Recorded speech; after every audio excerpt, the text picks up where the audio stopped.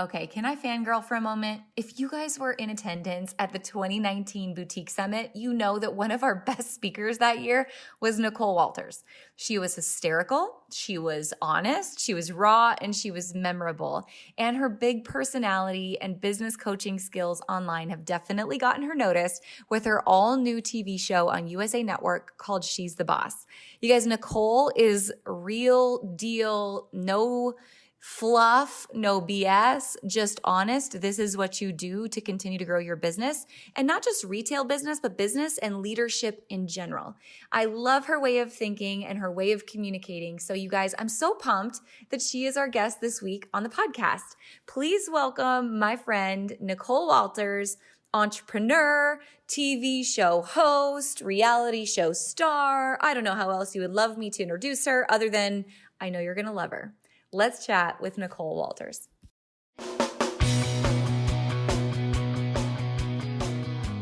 Let's talk about your business, strategy, and the juicy details of what actually works, from mainstream fashion to fashion on Main Street and the entire ecosystem behind it. How do we scale your company and do it with the balance and the happiness that we all seek? Let's hear from those insiders, experts, and strategists that actually make it happen. I'm your host, Ashley Alderson from the Boutique Hub, and I can't wait to chat.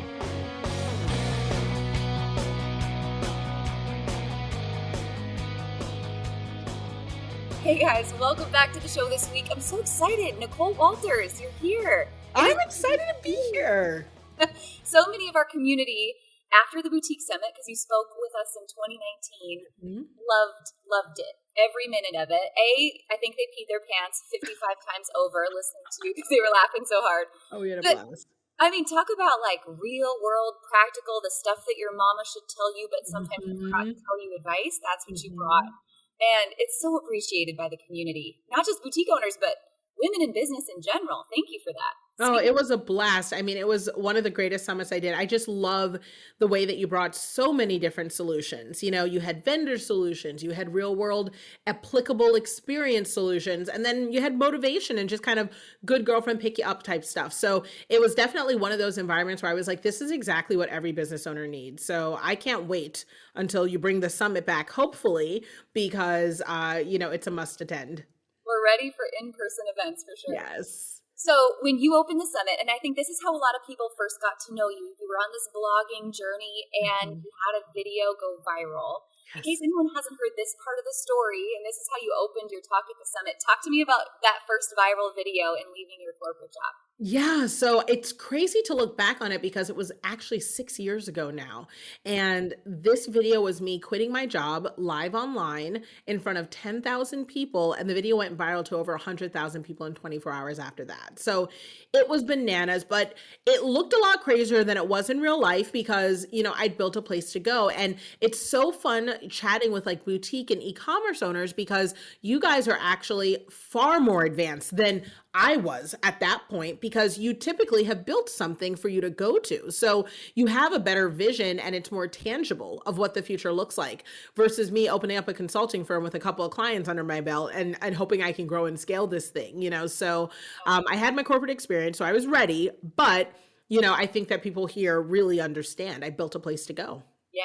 Now, your parents had given you some feedback. Your mom specifically had some feedback for you during this time. What did she say to you when you quit? Like, did she watch the video before you could even tell her what happened? Oh, yeah. My mom, first of all, was ringing my phone off the hook. If there was ever a time to avoid your mama's phone calls, this was it. She was like, what are you doing? What are you doing? You are quitting your job. It was like, because my parents are African, so they're just like, you're crazy. What are you doing?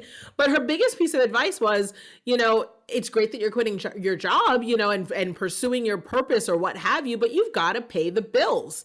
What are you going to do to make money? And I was like, Mom, I got a plan, and she's like, well, then you need to work that plan, honey. And she was completely right. Yeah. So many people kind of fall into that. I'll just say like there's a safety trap, right? There's the way that people say, well, you should go get a 4-year degree and you should do all these things that are safe. And I feel like now we're coming to this place where entrepreneurship is more common, right? Because of social media, which is wonderful, but a lot of us fought that battle of you should just get a safe job. Oh yeah, the should do's will get you, right? And I mean, I gotta tell you, there's nothing like sort of, I don't know what it is about getting past 30 where you're kind of like, okay, no one's gonna tell me what I should do anymore. Like, cause this isn't working. I may not know what I'm supposed to do, but I know that I don't want to be told what I'm supposed to do anymore. Yeah, you're right. Entrepreneurship is getting a whole new light to it with social media and all of us being able to have these conversations. But I think everyone's always kind of had a side hustle. The lemonade stand has been going on for years. The mother selling Tupperware out of her home, people setting up yard sales every weekend. I mean, this truly is part of the American framework. It's not something that brand new. We're just hearing about it for the first time. That's so true. So good. How do you know when you're ready? So when you think about like you took this huge leap, and I'm sure there's people listening that are like, I want to start a boutique, or maybe I've started, but I still have a full-time job. When do you pull the plug? When do you go in, all in? So I always tell people, and Ashley, you're just like this too. This is like your business brain, is it's math, right? A lot of times we're basing it off of some magical feeling, where we'll say, okay, I'll get to this point where it'll be a sure and certain and I'll have total confidence. Yeah, right. That is not a thing. I have been at this thing for 6 years and I still don't have total confidence it's going to work out. I'm over here like, what if this doesn't happen? It's just a normal thing. And, I think since, throw in a little sprinkle of a pandemic, you get a little pandemic and you're like, anything could happen, So I think that the only thing you can expect is the unexpected, but you can do the math to kind of get an idea of what it looks like. So financially, I just said, you know what? I'm actually doing a lot better than I thought. And that fear of looking at your numbers is really what ultimately ends up being the downfall of most business owners, whether it's physical products or service-based. Amen. Only attract number grows. Yes. You had mentioned this actually during your talk at Summit. You were talking about the problem of free. Yes. Like we go down this, like we're only going to feel good about ourselves and others if we give it away for free. And now you have just a really expensive hobby. Tell me about that. How do we quit that misconception of free? Well, I think that one of the things I had to say to myself was, look, if I'm saying yes to someone, I'm saying no to something else. And once I started putting it in that context, it became very easy because I'm a family first type of girl. So here I am running a multi-million-dollar business. I have a TV show. I'm doing all these things. But the truth is, anytime I say yes to something else, I'm saying no to, doing a pickup at the carpool. I'm saying no to, showing up at a performance or a recital, or I'm saying no to my own restorative self-care personal time. So the same thing applies with doing free. If you refuse to get paid, then how are you going to turn around and look at your family and say, oh yeah, no, I'm sorry I didn't make it home for dinner, but it was because I was doing free for someone else. Like, yikes, let's not be that person. You know what I mean? Yes. That's so, it's like worthy, right? Like you have to understand that your worth is not based on some arbitrary dollar amount that you're going to charge someone. Over this fear of, is it fear of rejection? Do you think why people do discounts and free so often? Oh, totally. I think that for some reason we feel like if we do free, we can be held less accountable if it goes wrong. And we think it offsets, some of that responsibility if there's an issue because we're just so deathly afraid that we're going to have someone reject us or say something back. But I got to be completely honest. If you're comfortable giving the advice for free, that means you must think it's good enough. Or if you're comfortable giving the product for free, you must think it's good enough. Because frankly, you don't want to give a bad product away for free either. So either stop doing it entirely or start charging for it. Yeah. Man. Is there, when you think people like making this move into going all in their business, right? Are there common misconceptions? Like we were talking about entrepreneurship is more normalized on social media, but the same is true of like flashing your Lambo on Insta. Oh my gosh. Thinking that you're really rolling in it, but really you're broke. And it's not going well. Like there's a yin and yang people have to work out. What are the misconceptions? I think the biggest misconception is that entrepreneurship means you don't have a 40-hour work week. And that's crazy. I mean, all it is that you get to enjoy the hours that you're putting in more. That's the trade-off. So it's not that you're going to work less hours. It's that hopefully the hours that you're working, one, you'll maximize them because they're just far more enjoyable and the work feels fruitful and worthy. But odds are you're going to be putting in the same amount of time, possibly more. So I think that is easily the biggest misconception, especially because we've turned into a society that's so focused on automation. Let's automate it. Let's get this funnel built. Let's set up this thing so that you don't actually ever have to talk to a person. And I just, you can automate systems, but you can't automate relationships. And I found that building a business old school, particularly if you're in e-commerce and physical product industries, cannot be escaped. And it's actually the thing that's going to keep you around for the longest. it kind of feels like you have to remind yourself to do the hard thing first, Yes. Yes. right? Eat that frog. Frog. Yes.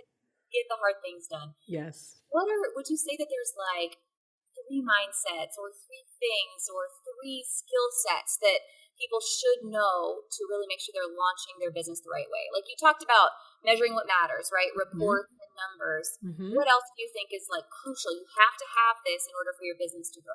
Well, obviously, first thing is the numbers, always. I mean, get used to it, start to love them, get comfortable. Even if they're bad, lean up in them because your numbers are your guide and they really do help you so that you're not overthinking, so you're not staying in your head, and so that you make decisions like a true CEO. So pay attention to the numbers.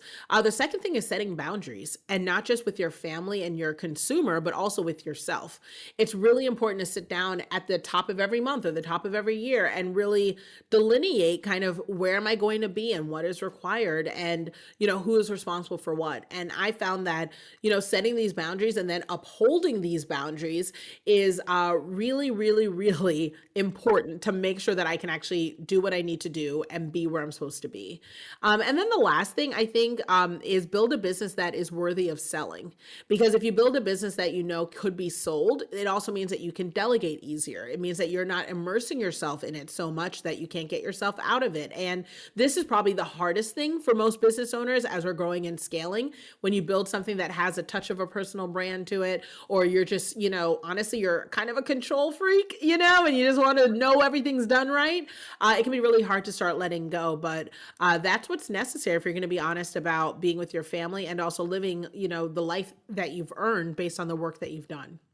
That's so powerful. I think of it like there's the entrepreneur mindset and then there's CEO mindset. Oh, and what totally. you just described is build something worth selling. I'm gonna make that a quote card for you because we get so, it's like our identity is so wrapped up into what we're creating and like can't give it away to anybody else. Yes. But then we become just so tied and chained to our business we can never think it. Yes. How do you unwind the chain so you can start to scale your business? Well, from some of the tactical pieces, it's making sure you're doing your legal stuff correctly. So, I have my business divided up, into specific LLCs, that are totally delineated, and my personal brand is separate from my business brand. So all of my products, all of my teaching tools, all those things are under the Inherent Learning Company brand.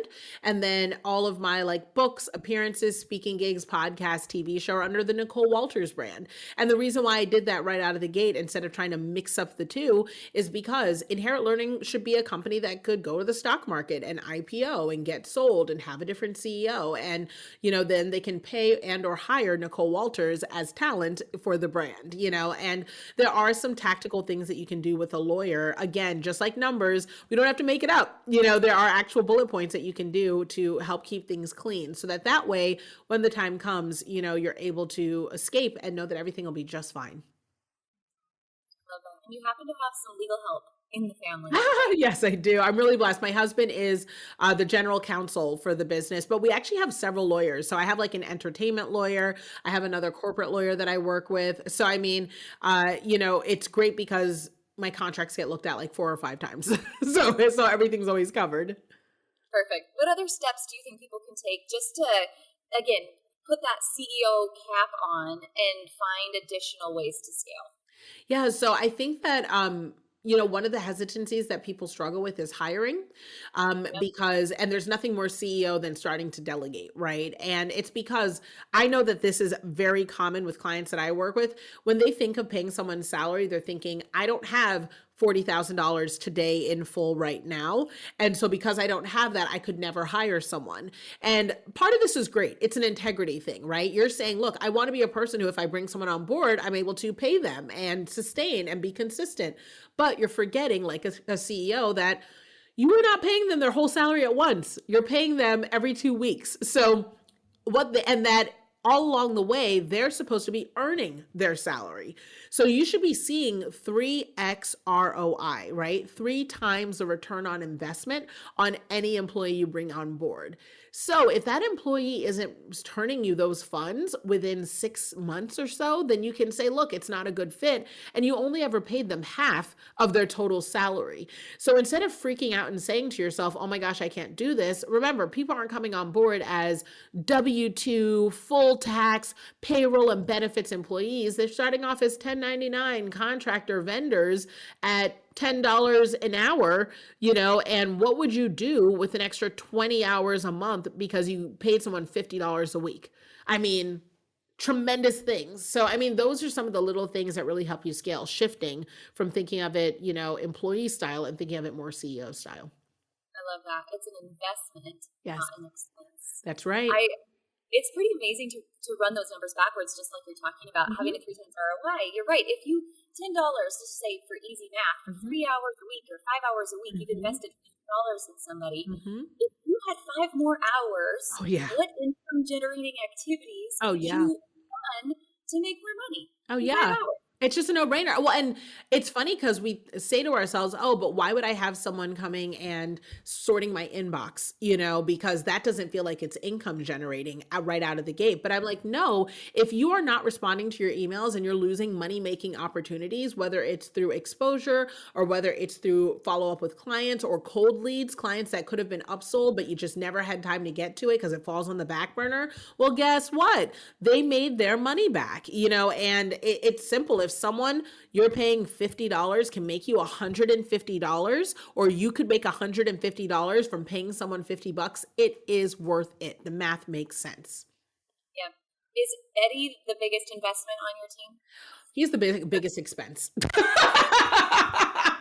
God bless him. He is the biggest expense. No, Eddie is, he's 24. A lot of people don't pick that up. And there is some merit to hiring young because he's got energy, he's got enthusiasm, he's got gusto, but he is like a bull in a china shop. And I'm regularly trying to rein him in so that I'm able to actually get things done around here.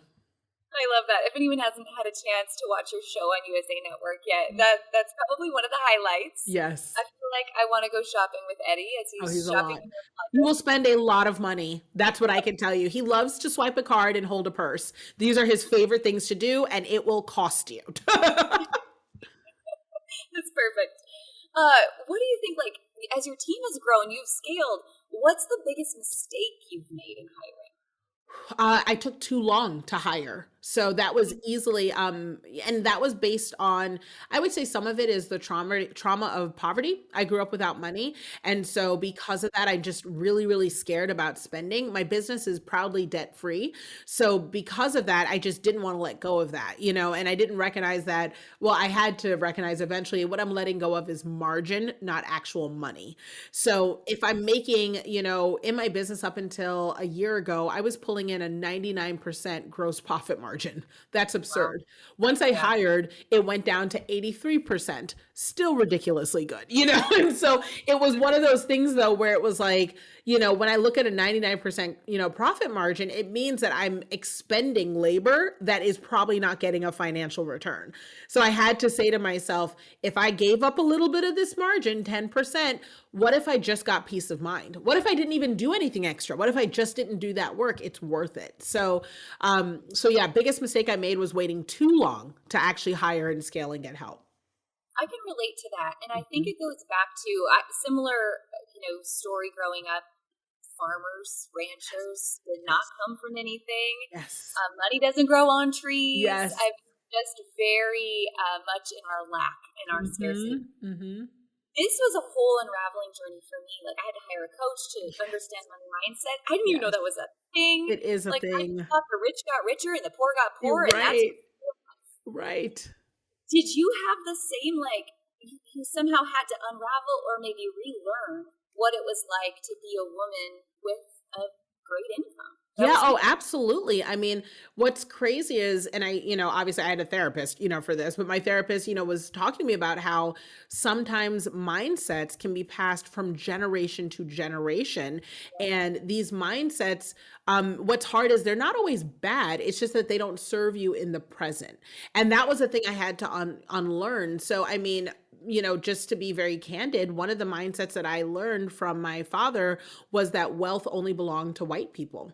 And that you had to be careful because certain things didn't belong to you, as a African American, because like it's not, if you're too wealthy, it's not safe. Or if it's too wealthy, you can't necessarily get access to certain spaces. Even if you have money, it's not going to, fix this about your life. Just very negative mindsets around where I'm allowed to go, or things like you have two nicks against you, you're both black and a woman, so you just need to be mindful.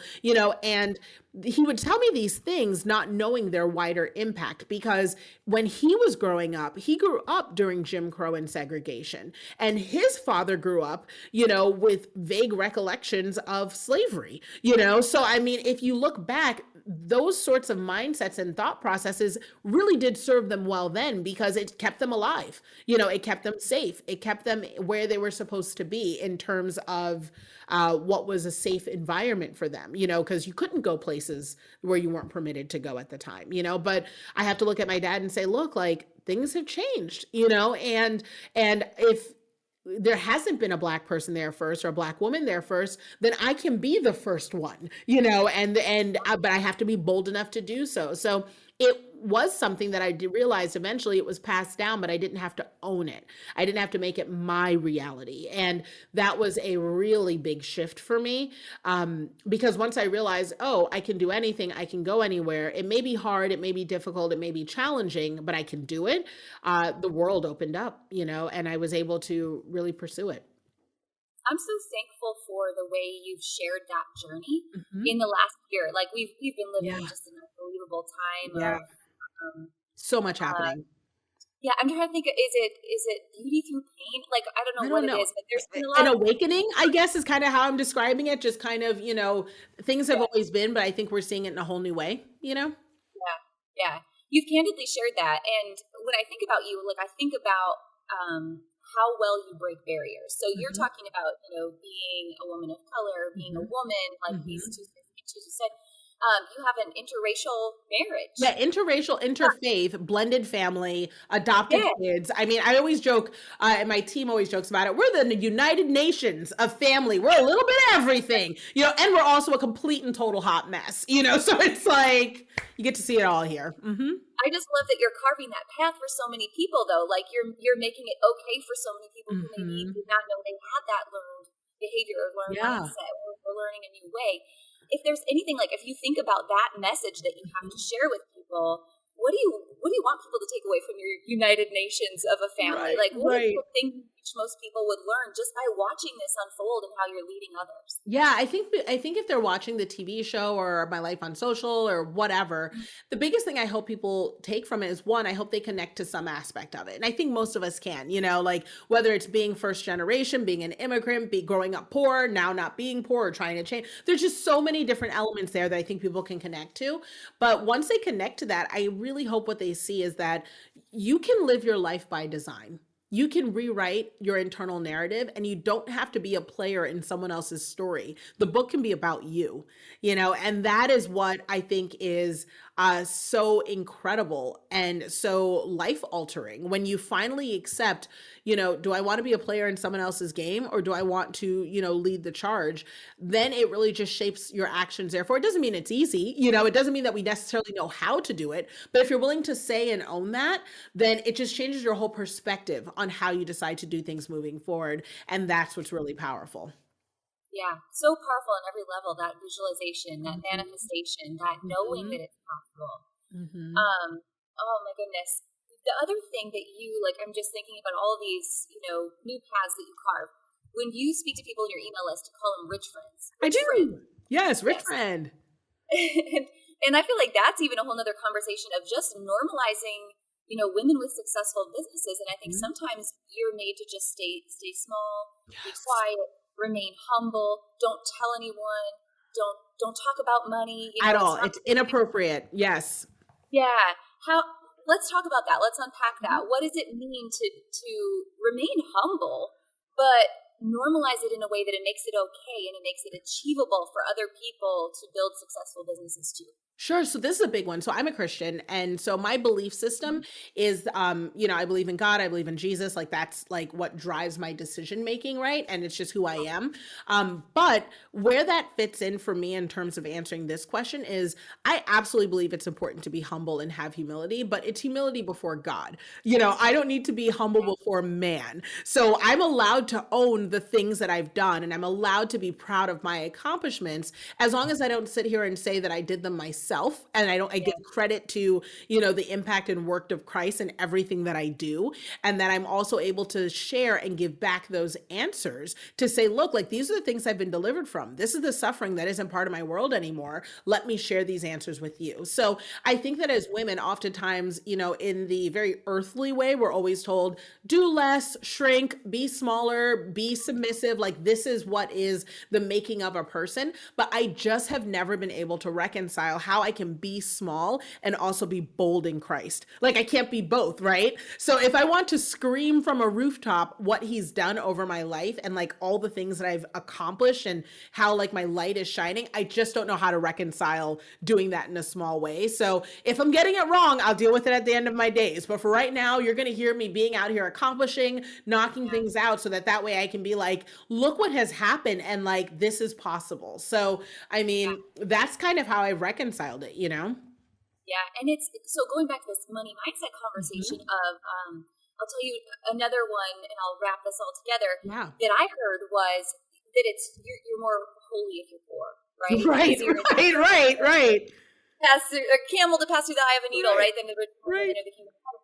And so you have this like idea of it's not okay, but you're boldly sharing your faith. Yes. You're a God girl. Yep. And it's better to, have money in the hands of a Christian that can do great things with it on Yes. This all day. Okay. This all day. So for me, I'm such a big believer in money is good in my hands. Like I have good hands for money. Like money is, when it comes to me, it is landing in a good place where it belongs and where it will be used to do good. So it's already out there. I think one thing no one can argue with is money's already out there changing hands. It's going places. It's being used for different things. And some of those things are for bad.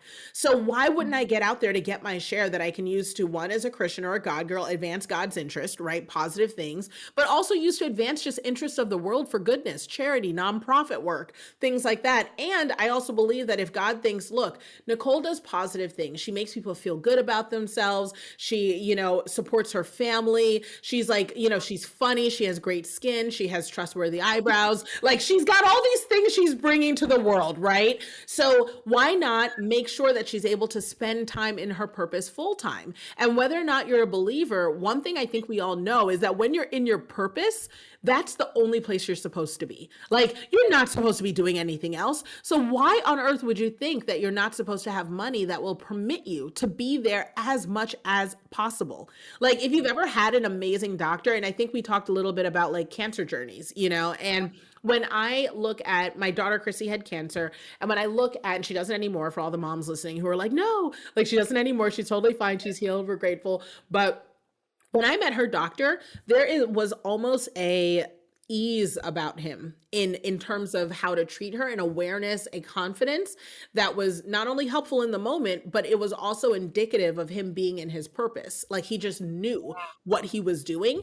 And at that point, when I think of the role he played in our life, I would have paid him any amount of money he would ask in order to continue to be there, because there's no other places. If I found out this man was also part-time at Target, restocking shelves, I would have been like, sir, we need to have a conversation, because there's like 11 babies you weren't healing because you were busy, in a red shirt and khakis. Like, this is not okay. You know what I mean? So I think it's important that we not only charge, but we charge well, because if you found your purpose, thank God, you need to be there 24/7. Yes. Oh, there's a lot of word vomit that wants to come out of me right now, but I have to tell you this.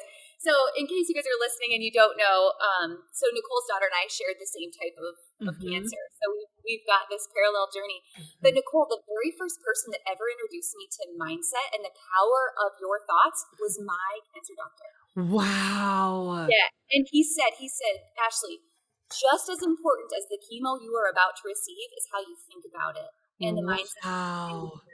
And I mean, I just get chills even. Chills. Oh my gosh, girl, chills. Just because think about this, like anyone who's gone on this journey, understands that is so true. It is so, so true.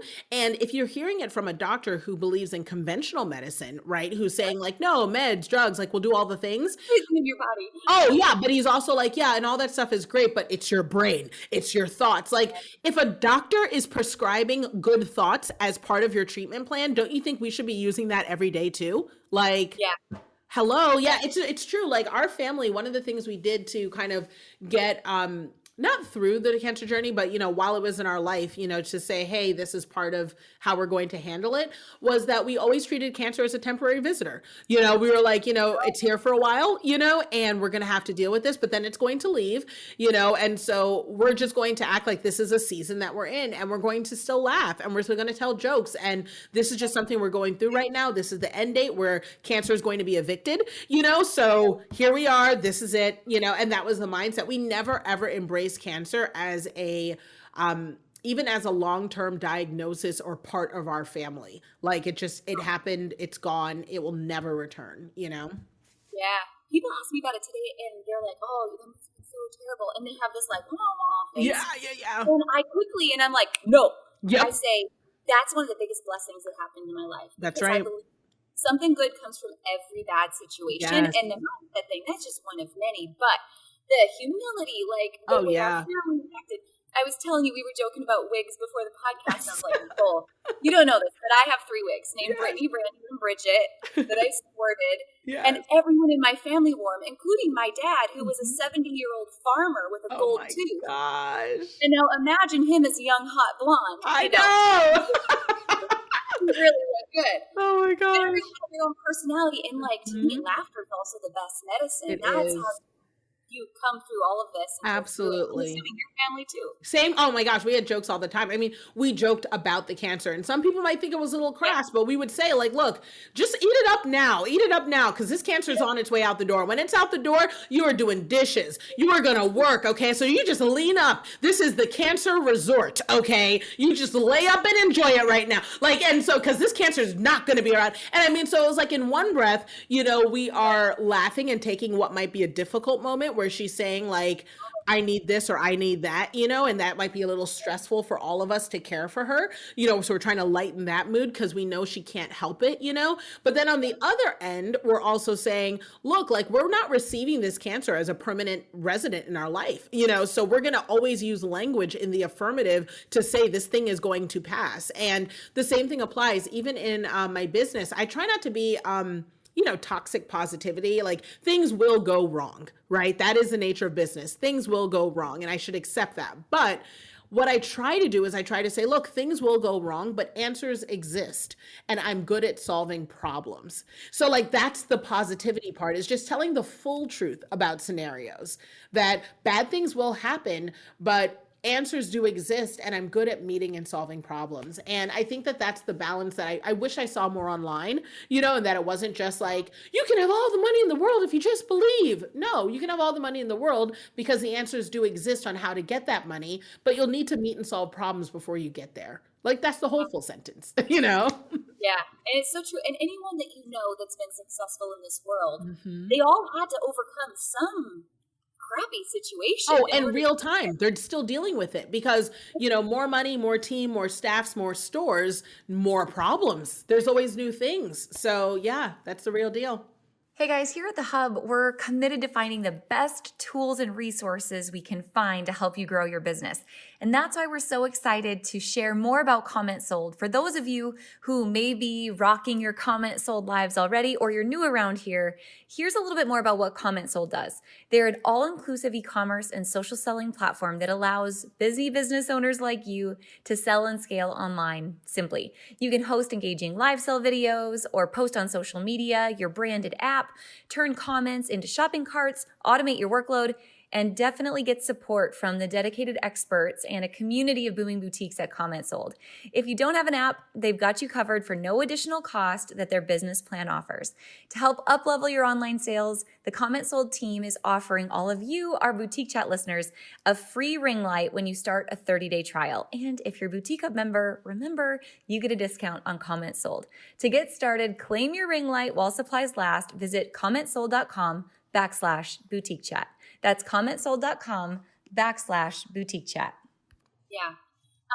You have gone through this incredible journey with your family, and now you're living it out on a television show, on top of all of it. Crazy. You've got some like serious boundaries. You've got some serious boundaries and some serious new like gratitude because of what your family's went through with the cancer journey. How do you stay, present in a growing business, but also very present with your family, with your private life? How do you balance that? I hate the word balance. I know, balance. Well, so I mean, and we'll exactly address that. So I don't, you know what I mean? Balance is bogus. I think the whole concept that we'll always have it figured out is just unfair, unrealistic, and not true. What it looks like more for me is we're all going to be juggling a bunch of balls, and it's just up to me to decide which ones are rubber and which ones are glass. And that's the best thing that I can do, is make sure my glass ones don't drop and that my rubber ones will bounce back. So a rubber ball for me in my life would be something like doing school pickups every day. I'd love to be able to do it, but it's more likely a once in a while surprise where I'm able to do the pickup and then we grab an ice cream cone and it's like, oh my gosh, mom, you did the pickup, and every time she does that, I definitely feel the mom guilt of, I wish I did this every day, or I wish I could do this a couple times a week. But that was one of the boundaries we established, that on Wednesday, mom does her pickups, so that way it's a regular thing, but being okay with letting go of the rest of the week. Now, a glass ball for me, was when my daughter was going through chemo. I was there at her sessions. That was what I did. It was glass. It was a once in a lifetime thing. It was my job to be there. That's what that looks like. Because if it dropped, it would have shattered, So I think that the best thing we can do is kind of identify and ask ourselves regularly, is this a rubber ball moment or is this a glass ball moment? And if you're able to say, you know what, this one can probably bounce back, then immediately granting yourself some grace to let it bounce. That's a powerful statement. How do your kids, how do they see it? Do you bring them into the same conversation of rubber and glass? Or what do you feel like, how do I frame this? We make bucket lists for our kids, right? There's bucket lists of things we want them to know or learn or experience. How do you feel like you're raising them in a new or different way because of the life that you've lived so far?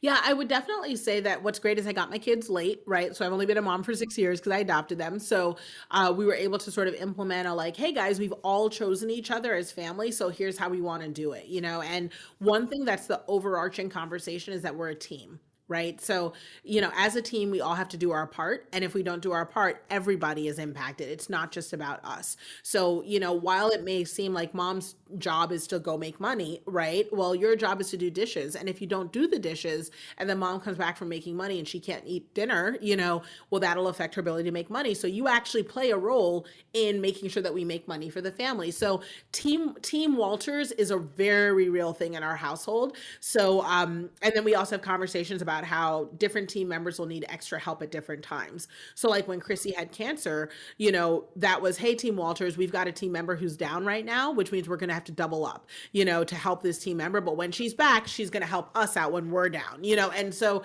that's really how we, manage in our household, and it works well. It's not perfect, right? We have moments where people drop the ball, but even in those moments, the conversation is, hey, we're a team. So what happened here? And very quickly, my kids are kind of like, you're right. You know what I mean? In that moment, I chose myself, or in that moment, I chose what I wanted to do, or I didn't uphold who I said I want to be. And so I'm going to, look back and say, look, this is not okay. I need to recalibrate because I'm part of a team. Yeah, I like that. And it's a lesson, I think about this conversation we have about rich friends, right? And normalizing women making money. I think there's an inherent fear that goes with that of, but what if my kids are spoiled? Or what if my kids think it's easy? Because you hear these entrepreneurial journeys, and it's usually people that came from nothing. Yes. And they were hungry, and they created something. So now there's a fear of, but my kids really haven't had to want for anything. How do I normalize that for them so they're still hungry, but in a different way. Well, it does help that, again, our kids are adopted. So we all share a very similar background of coming from nothing. We know what it's like, except for my little one. And that is evident. I mean, she says things like, we sometimes travel, private, and she'll say, well, why don't we just park the plane in our backyard so we don't have to go to the airport?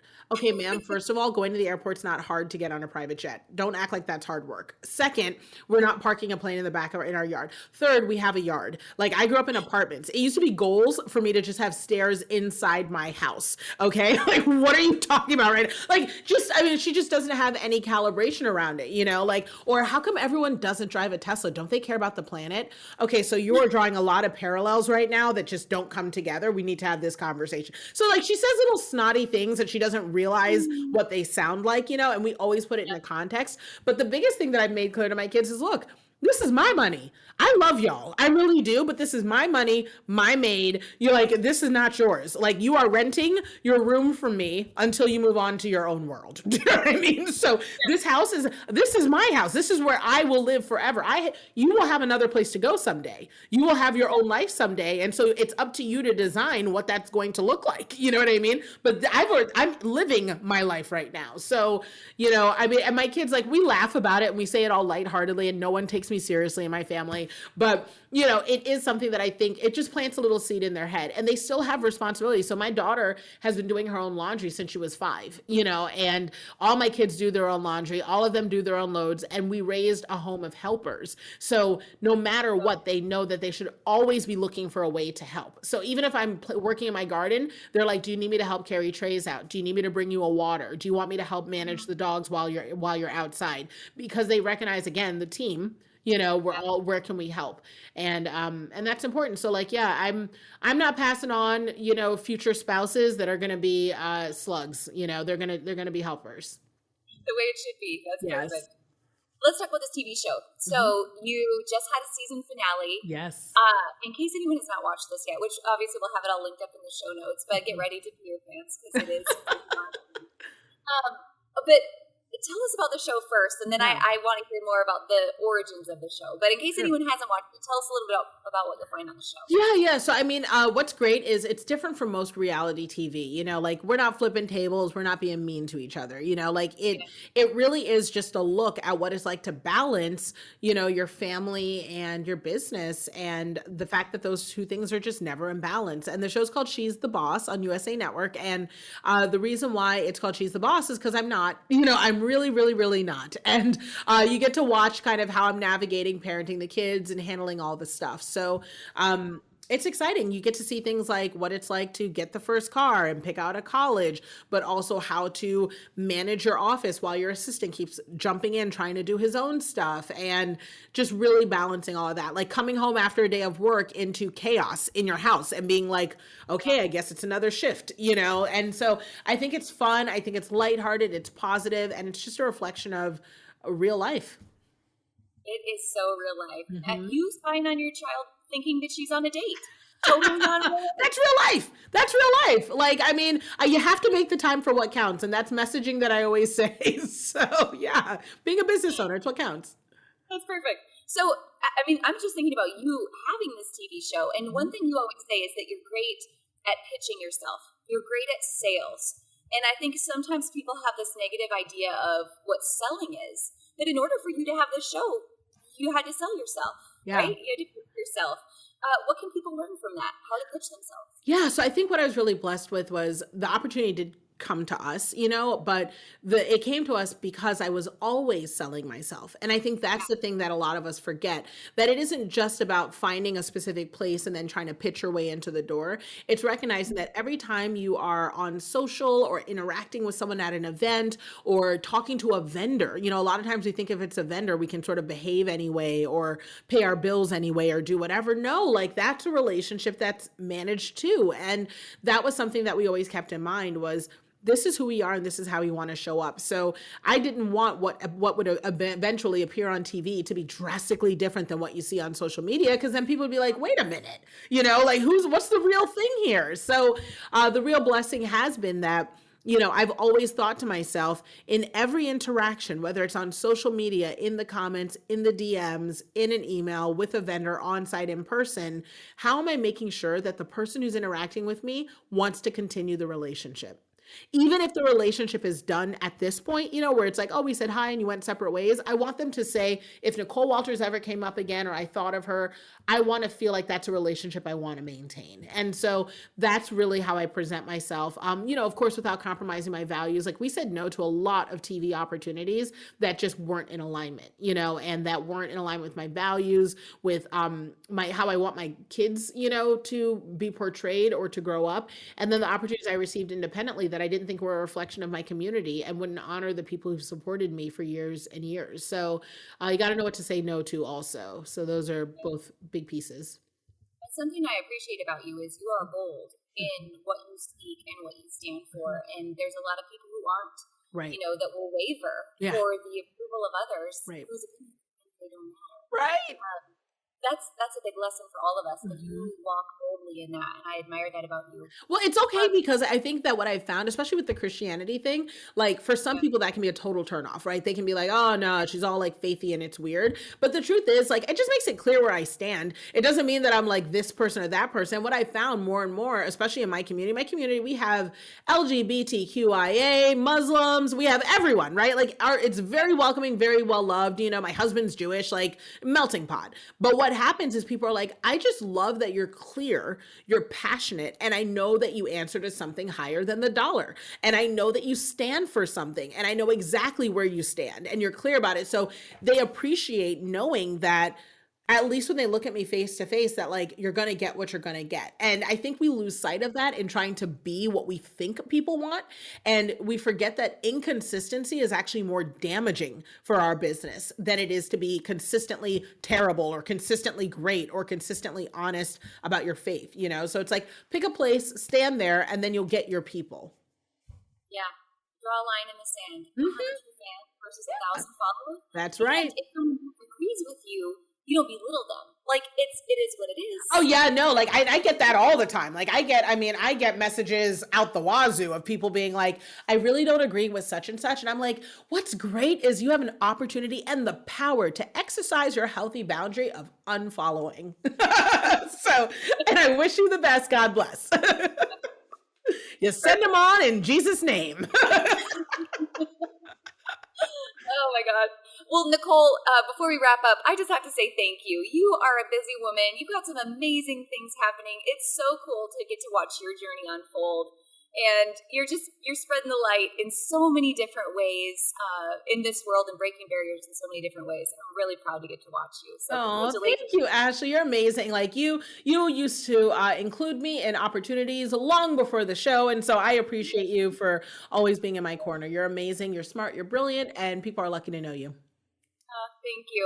All right, last question. I've got to wrap up the podcast with this question because it's a big question. Yeah. Because we aren't here to sell widgets, right? We're here for bigger purposes.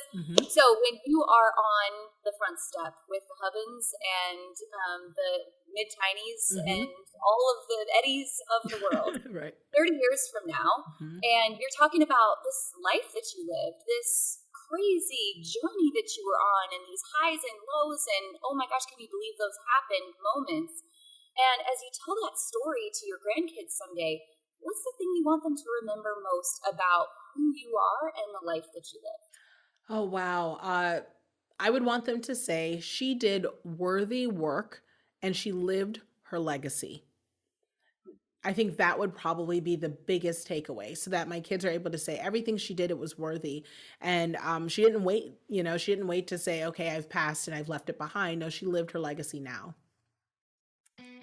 Nicole Walters, always a pleasure. Thank you so much for joining us today. Thanks for having me, Ashley.